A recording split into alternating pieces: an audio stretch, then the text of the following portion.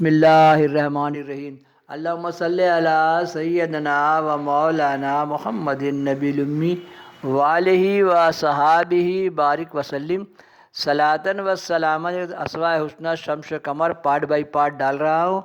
دیکھیے، سنیے، سنائیے، لائک کی سب شیئر کیے، گھنٹی بجائے سرکار کے چاہنے والوں میں پھیلائیے.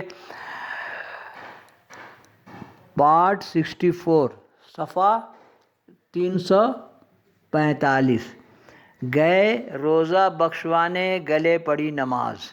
سامان تجارت کی خریداری کے لیے نیپال.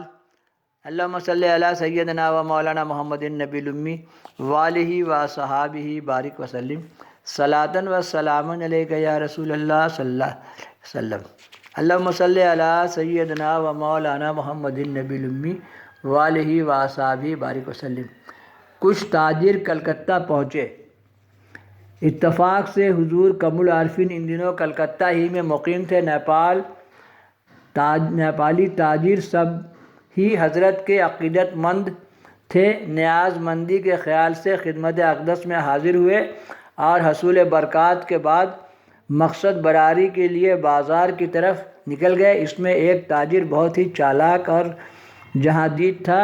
اس نے سوچا کہ اب تو 2-4 روز کلکتہ میں رہنا ہی ہے، کیا اچھا ہوتا کہ حضرت کے خوان نعمت سے روزینہ و شبینہ چل جاتا اور کلکتہ کے ہوٹل سے نجات مل جاتی. چنانچہ وہ اپنے ساتھیوں کو چھوڑ کر حضرت ہی کے یہاں برجمان ہو گیا. حضرت نے بڑی شفقت و محبت سے نیپالی کے حالات کو دریافت فرمایا. حضرت کے محبت آموز جملوں نے تاجر کی زبان کے تالے کھول دیے اور وہ کھل کر مصروف تکلم ہو گیا. یہاں تک کہ کھانے کا وقت آ گیا.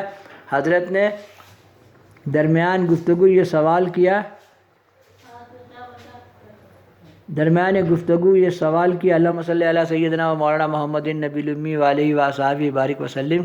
یہ سوال کیا کہ تمہارے دکان کا کیا حالت ہے، کچھ ترقی ہوئی یا نہیں؟ تاجر کو اپنی چالاکی یاد نہیں رہی اور رواداری میں بول گیا، ہاں حضور، اللہ کا فضل و کرم ہے اور آپ کی دعاؤں، نظر عنایت و فیوض کی بدولت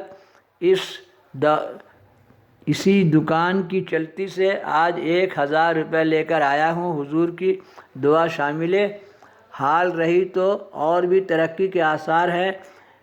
تھوڑی دیر کے بعد دسترخوان بچھا اور طرح طرح کے کھانوں سے چن دیا گیا. قبل اس کے کہ بسم اللہ کیا جائے 2 حاجتی خدمت میں حاضر ہوئے اور اپنے اپنے مدعا کی تحریری شکل میں پیش کیا. ایک کی بچی کی شادی درپیش تھی جس میں 500 روپے کی اشد ضرورت تھی اور دوسرے پر کسی مہاجن کا 500 روپیہ قرض تھا جس نے اس کا سونا بیٹھنا اجارن کر دیا تھا. حضرت نے نیپالی تاجر سے فرمایا، بھائی، وقت پر کسی کے کام آنا بہت بڑا ثواب ہے.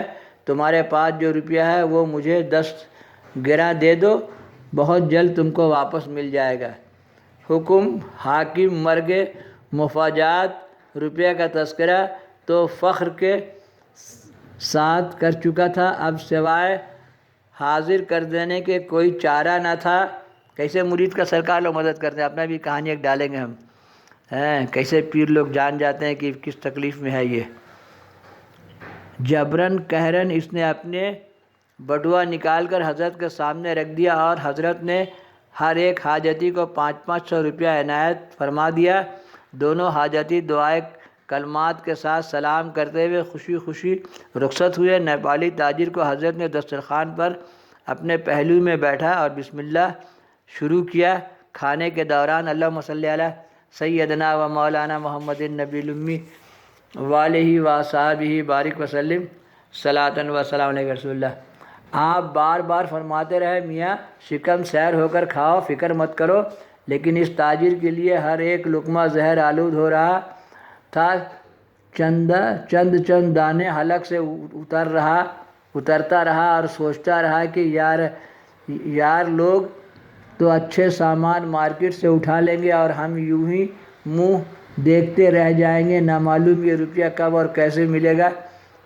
اسی طرح 2 روز گزر گئے لیکن روپیہ کا کوئی سبیل نظر نہیں آیا۔ تاجر اپنی چالاکی و ہوشیاری میں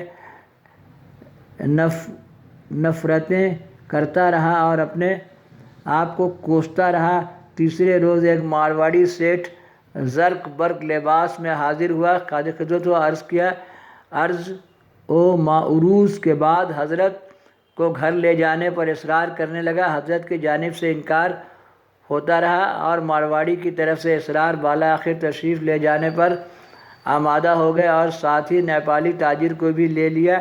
جب مارواڑی کے یہاں پہنچے تو حضرت کا پرتپاک خیر مقدم کیا گیا۔ مارواڑی کی عقد کشائی کے بعد جب واپس تشریف لانے لگے تو اور گاڑی میں بیٹھ گئے تو مارواڑی معذرت کے لیے آگے بڑھا اور مارواڑی کے منشی نے 2 عدد تھیلیاں لا کر حضرت کے قدموں میں ڈال دیا۔